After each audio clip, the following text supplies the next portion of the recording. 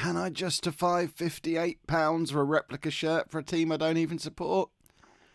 I really, really, really want a pink Southend away kit with broccoli 28 on the back.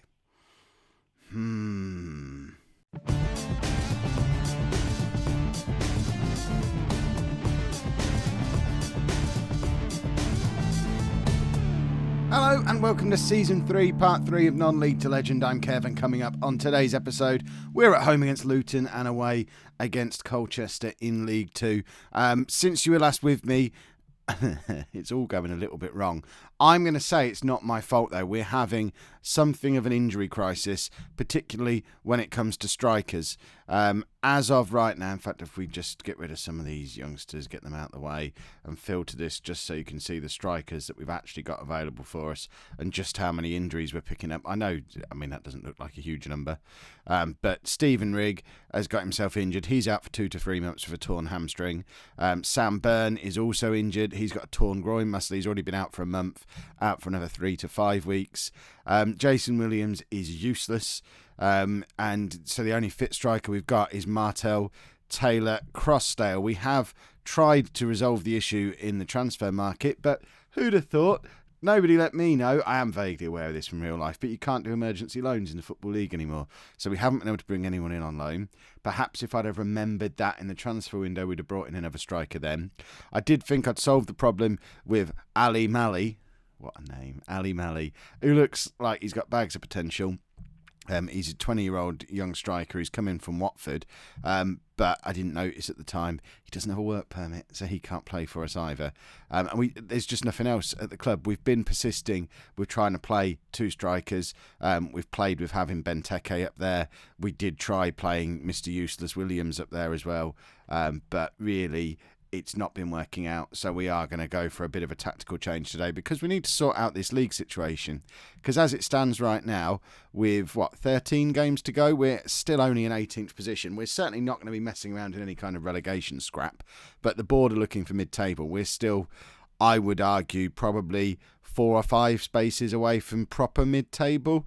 We need to be somewhere around 14th, 15th as a minimum. We're not a million miles away from there, but I don't know, cheap, untried manager, I'm not sure they'll be that inclined to keep me on if we end up finishing 18th, when I think we were only 19th or 20th when they brought me in. There's not exactly been a massive amount of improvement since then. So we're trying something new. We're going for a 4-2-3-1. We don't really have the wide players to make it work, to be honest. We got rid of our star winger because I didn't expect to ever have to use him, so we don't have him anymore. McLaughlin went away in the transfer window because I just never expected to have to play with wingers. It was never part of the plan, but we've got to try something because we've now 3 games without a win. It's not going well, so this is what we're going to try. We've got a 4-2-3-1, box-to-box midfielder and ball-winning midfielder in the middle. Benteke in his best position as an attacking midfielder on support. We need to make one of these on attack, really, don't we? Let's make him attack. There we go. We need someone linking up with Taylor Crossdale. And then Harness as an advanced playmaker on attack. We've not really seen anything of Marcus Harness yet. 23 years old. Has got a lot of potential, but hasn't really played at all under me. And it gets James Cragen back into the side, playing as a winger on that right-hand side. I don't know if it'll work. You're seeing it for the first time today. We're sticking with the attacking structured and as close to our familiar team instructions as we can. We are quite familiar with this tactic already because we've been training it pretty much since I arrived, and the team instructions are familiar. So fingers crossed, it just means we don't basically have to play with 10 men, which is what we've been doing when we've had Williams in the team or Benteke up front, because neither of them particularly effective there. So in goal, we've got Smith, a back 4 of Martin, Jackson, Wilson and Romeo, because obviously Anton Ferdinand's injured again as well. He's got a chest injury. Really what it is he heard I was turning the camera on and just got himself injured quick because he doesn't like playing in front of you, like he's afraid of you. And then in midfield, we've got Wordsworth and O'Neill. I think that's a League One centre midfield partnership. So that's this little area here, these 3 players, I'm really happy with them. It's the rest of the team that worries me. So Benteke's in behind Taylor Crossdale with Harness and Cragen wide. It's one of those games where we're rolling the dice a little bit. It could go one of two ways. There's every chance we're just going to get completely battered, playing in a completely unfamiliar way. I'm not sure have I tried a 4-2-3-1 at any point in this save so far. I don't know that we ever played it at Gainsborough. We experimented with it a little while at Liverpool early on in FM17, but Kelvin Wilson, even though he's got that redundant L in his name to stop him having a name of kings, has got himself a goal. We're 1-0 up after 5 minutes. See, tactics, 4-2-3-1, it's the way forward. Let's have a look at it in 3D. Craigan, with the free kick, comes in, wouldn't be in the side if we weren't playing this system, and Wilson gets a free header in the middle there. I mean, if Luton are going to be defending that sloppily for the whole match, then who cares what formation we're playing, because there'll just be goals in it. And I think Wilson was the man marking their player to just do exactly the same thing in reverse at the other end. I think Wilson has just given them a free header, so their corner comes in, and okay, it's not a header, but Wilson was the man marking that player. He's even swung his leg at it, but for whatever reason has not connected, and they've got another corner now. We're going to be sloppy again, but we're not. Wordsworth has got it clear, and Taylor Crossdale's got in behind the last man. Can he finish? He does! Oh, I like that. What a goal from Martel Taylor Crossdale. He hasn't been doing that when he's part of a front two. He's been too concerned with putting other players in, but he was on the shoulder of the last man, wins the ball from him, one-on-one with the keeper, and that is a very tidy finish into the far corner. And I liked that goal. That's possibly the best team goal we've scored with Southend so far. There's been a few long range screamers, often from Wordsworth. I mean, they've just done the same goal again. Are they just? Oh look, see what they did. That looks like quite a good idea. Let's try that. Let's put the ball in behind, get to a 1-on-1, and slide it past the keeper into the far corner. Okay, that was Nick. Oh, Ted Smith. Oh dear, you should have done a lot better with that. Well, it's end to end. That was a very poor goal kick, and Luton are coming at us again, and they're in behind and really should have scored. That is the best chance of the game so far, apart from Wilson's free header earlier on. We really should be 3-2 down. I don't know how I feel about this tactic. We seem to be leaving ourselves very open at the back, and I don't really understand why. We've got exactly the same amount of cover in front of the back four that we usually have, just a ball-winning midfielder playing on defend. That's all we have in the 4-3-1-2 as well.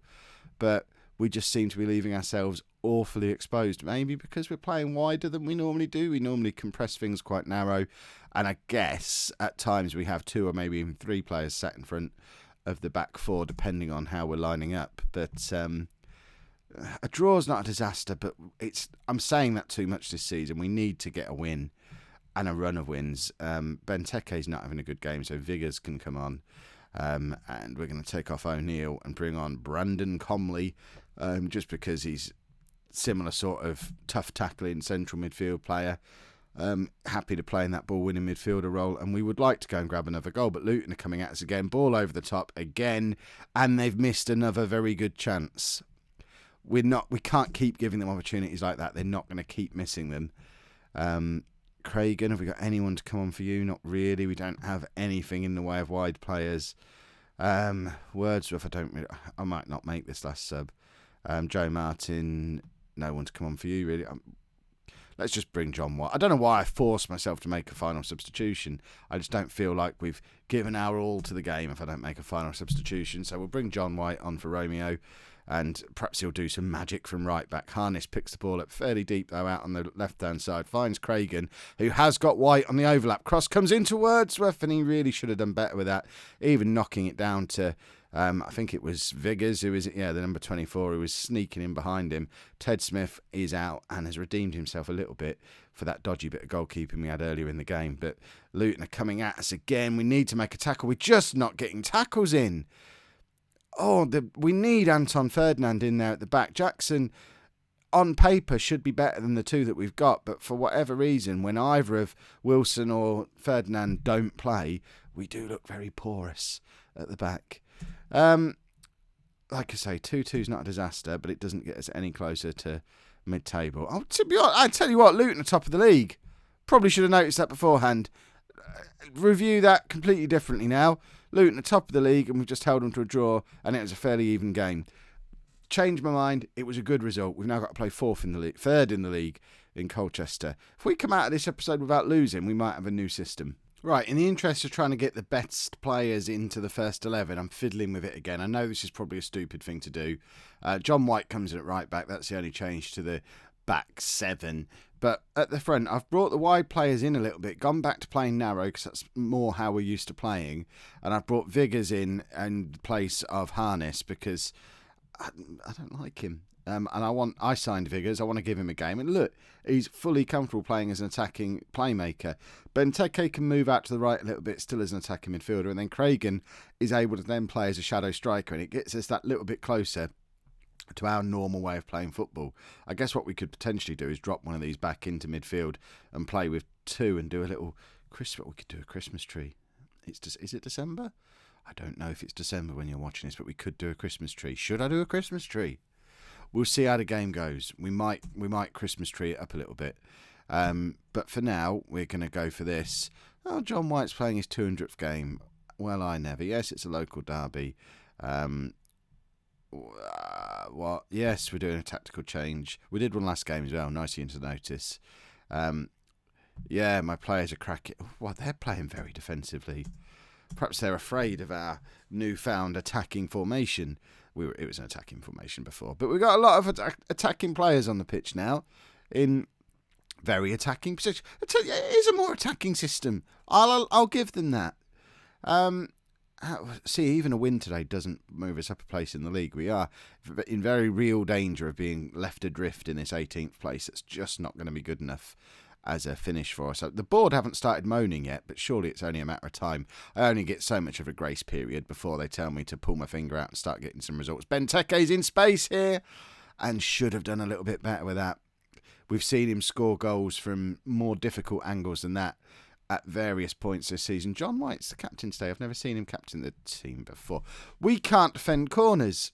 It's becoming more and more obvious. I might have to look at this stats thing that I never ever look at to see just how many goals we're conceding from corners. I don't really know what to do about it. I never touch the set piece instructions, but that was just pathetic. Whoever that is, I don't even know who that is, just waves his head at it. And then there's 2 Colchester players completely unmarked at the far post. I mean, I can't even get my head around what that might be about. How does that become a thing that happens? And they've hit us with their only proper shot from their only proper chance, and they're 1-0 up, and it's from a set piece, and that's dirty.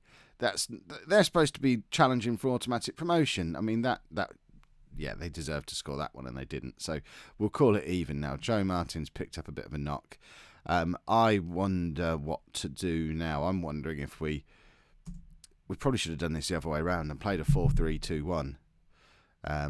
I mean, why didn't I think of that the first 2 times I was fiddling with the tactic? That does make much more sense.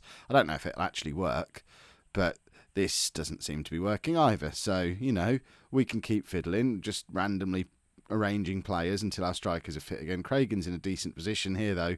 Has a shot and probably should have laid it off for a pass, but you live and learn and all that. Craigan's dropped back more deep than either Viggers or Benteke, which is odd because he's the attacking one of the 2, and those 2 are on support. So why he's the one who felt the need to drop back, I don't know. Something to do with him being central, I guess. Taylor Crossdale. It's made its way out to Joe Martin, who's scored we're going to call that a wonder goal. We're going to say that was deliberate. He's just scored a screamer from out on the left wing. He bullets it into that top corner. It was completely deliberate. Look, he's looking at the goal there. He's not looking across the middle of the... I mean, their keeper's awful there. And a lot of luck where it bounces off the bottom of the post. I mean, that's one of the worst goals you could ever hope to concede as a goalkeeper. That's just poor. The way it loops down and hits the bottom of the post. You never want to be beaten by it looping over your head, but having time to get down and hit the bottom of the far post. Right, changes. Well, obviously we can't take Taylor Crossdale off. He's the only striker. We've got to keep him on the pitch. What I might do, though, is take off Craigan and bring on Ryan Meadows and drop him back. And there's a method to this. We're ahead. And we'll do him as the playmaker. And we'll just swap those 2 over. And one of these 2 needs to be attacking. So we'll make that one Benteke. And we'll do that. Does that make sense? It makes sense to me. Let's make another change as well. Let's Should we bring... In fact, we should probably take the left-back off, shouldn't we? Although he's just scored a cracking goal. We have got Adam Eckersley sat on the bench there, so if he's picked up a knock, we'll just swap him over just to be on the safe side. And let's see if our weird little Christmas tree / arrowhead... Oh, the arrowhead. I like it. Let's see if the arrowhead works. It hasn't done so far. But then it's only had a couple of minutes to try working, so give it time. We've got very little in the way of options on the bench. We're going to bring Marlon Romeo on the other side just to get him bombing up that right wing. I like it when he bombs forward. He's very effective at it, and he's got a good cross on him. Oh, they're going to come and score it. Oh, we gave him so much space there. Smith gets across well to cover. We have been absolutely battered as far as clear-cut chances go today. That was a very well-worked corner as well, and we are a little bit lucky there, both in terms of the offside and the fact that they ballooned it over the bar. But Colchester are coming at us again here. They are certainly attacking with a bit more purpose now, and they have gone 2-1 up with 5 minutes to go, and I don't think we've got anything left. We really need to be able to make an attacking change, and we don't have any attacking players to bring on or any substitutes left. We might have made the mistake of having all our attackers on the pitch from the start, meaning we weren't able to bring any on to make a change later on. I think I should have done these formations the other way round. Can we get a dirty equaliser from a corner? It doesn't look like we can, and we've lost. Learning points. That's what we've got from today's video. And now we've got to play Gillingham. It's all the local games coming at the same time. We need to sort something out and quick. This is not... I mean, look at that horrible run of form now. 5 games without a win. We need our strikers back fit and quick. If you've enjoyed that, make sure you pop a like on there for me. Subscribe to the channel if you'd like to see more. And thank you very much for watching.